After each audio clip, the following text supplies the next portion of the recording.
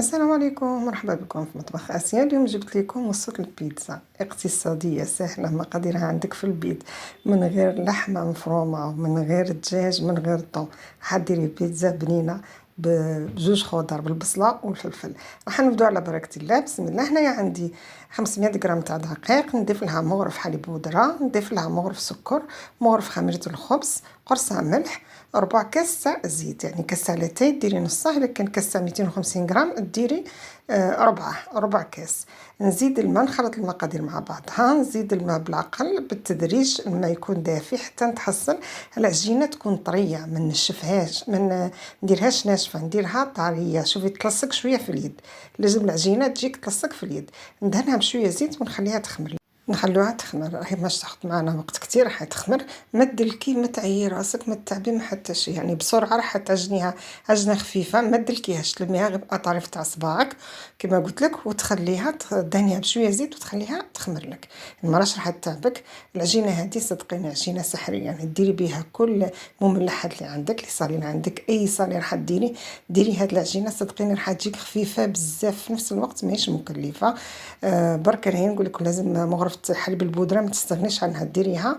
تقدري ديري حليب سائل، بصح نفضل انا ديري حليب بودره احسن، راح يعطي لك العجينه طاره وخفه، راح تجيك خفيفه مثل القطن.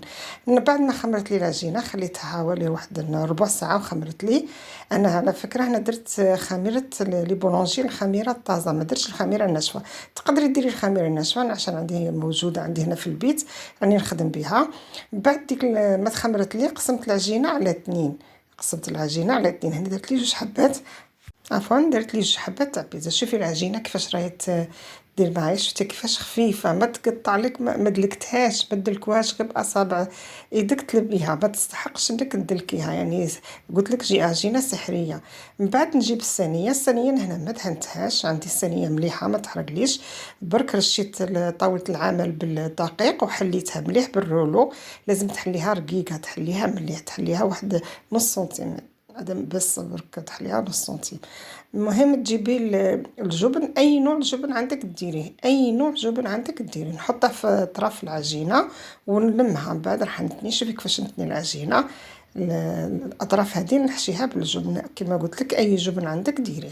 العجينه هنا ما تسحقش، تحق ثلاث لوازم في العجينه، واش هما الفلفل والبصل والجبن، ما تسحق حتى شيء، والطماطم. يعني عفوا نحضر ربع تاع اللوازم اللي ديرهم في العجينه في البيتزا هذه.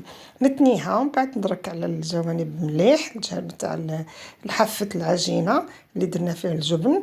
الفرن راه يسخن مليح، تخليه يسخن على 200 درجه. بعد ما تكوني توجدي في العجينه الفرن يكون يسخن لك. نحلها مليح ومن بعد راح نجيب الصوص هذه اللي عندي انا نديرها في البيت، نعطيها لكم بسرعه. هذه صوص سبيسيال نديرها للبيتزا، نخليها في الثلاجه كي يكون موسم تاع الطماطم رخيص، راح تاخذ معك وقت كبير، يعني ديريها تقعد معك حتى العام. هنايا نحط الجبن، نزيد الجبن في العجينه، في وجه العجينه. المهم من بعد كيفاش راح نعطي لك، عفوا راح نعطي لك، سمحوني، راح نعطي لك كيفاش ديري الصوص بسرعه. نجيب طماطم، مثلا نجيب كيلو تاع طماطم حتى لجوج كيلو تاع طماطم، انت حسب الظروف تاعك. تغسليها، تقطعيها، تحطيها في طاجين، تخليها طيب، ما تخليهاش تنشف الماء تاعها، يطيب لك بسرعه. ها هي الصوص، شوفي كيفاش دايره، صدقوني الصوص ما شاء الله. ديري بها البيتزا، ديري بها لي صالي، ديري بها واش بغيتي، حتى تقدري طيبي بها طواجين تاعك.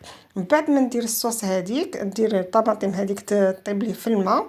عفوا بعد ما الطماطم حطيتها في الطاجين، خليتها طلقت الماء تاعها، طابت. ما تخليهاش تتنشف لك الماء تاعها، لا، بعد ما تشوفيها طابت، القشره نتاعها طلعت منها، صفي ما تجيبيش مصفى، جيبي غير صينيه ولا طبسي ولا، صفي الماء تاعها، خلي القشور، خلي الزريعه، خلي كلش. من بعد طحنيها في الميكسور، طحنيها مليح. بعد ما طحنيها ترجعيها على النار، تصفي هذاك الماء منها، تصفي، ما تخليش فيها قطره ماء. طحنيها راح تطحن لك بسهوله. وتحطيها على النار، تضيفي لها مغرف صغيره تاع ملح، تضيفي لها مغرف ملح الليمون، هو اللي راح يحافظ لك على الطماطم هذيك. شوفي هنايا كيفاش حطيت البصل. نجيبوا البصل نكون مقطعهم شرائح رقيقه. نجيبوا الفلفل، نحط تاني الفلفل، اي انواع فلفل عندك، بالاصفر الاحمر تقدري ديري اللي كان عندك موجود. انا درتها لكم يعني اقتصاديه وبسيطه. لازم البصله تكون مقطعه شرائح رقيقه، ومن بعد ندخلها للفرن. مانيش راح ندير لها الجبن، حندخلها للفرن. نرجع لكم الطماطم بعد ما ديري الفلفله، عفوا ديري الملح الليمون، نص مغرف صغيره تاع ملح الليمون باش تقعد لك معاك مليحه، وتخليها حتى تشوفيها خلاص. باش تاخذ معاك واحد 10 دقائق، طفي عليها تكوني مقعقمه البقال نتاعك اللي هو في مصر يقولها بقطامان، تكوني معقماتو هي سخونه، تفرغيها في البقال وتخليها تبرد، ومن بعد تغطيها، تحطي لها ورق المطبخ وتقفلي باش ما يدخلهاش الهواء. تقعد معك حتى السنه، كل ما تحبي ديريها، ديري اي وصفه طلعيها. انا شفتوني بعد ما دخلتها الفرن طابت، خرجتها، رشيت عليها الجبن، معليش انا كنت نفهمكم كيفاش الطماطم نديروها. خرجت عليها الجبن، عفوا رشيت عليها الجبن صراحه، رشيت عليها الجبن، رجعتها للفرن، ومن بعد طلعتها، رجعتها كاش واحد 5 دقائق. شوفي العجينه، صدقيني بنينه بنينه بنينه بزاف. العجينه سحريه اقتصاديه، توجديها في 10 دقائق، يعني مش راح تاخذ معك وقت. شوفي، ومن بعد دهنيها في الجناب، دهنيها بزيت الزيتون. نتمنى ان شاء الله الوصفه تكون عجباتك. بيتزا اقتصاديه 100%. كان عندك الامكانيات تقدر انت تزيدي لها واش تبغي، بغيتي ديريها كيما هكا اقتصاديه ديريها. نتمنى ان شاء الله الوصفه تكون عجباتك. ان شاء الله راح نجيب لكم حاجات، نجيب لكم وصفات جديده. ديروا لي لايك، دخلوا معي في اشتراك، ما تبخلوش عليا، والسلام عليكم.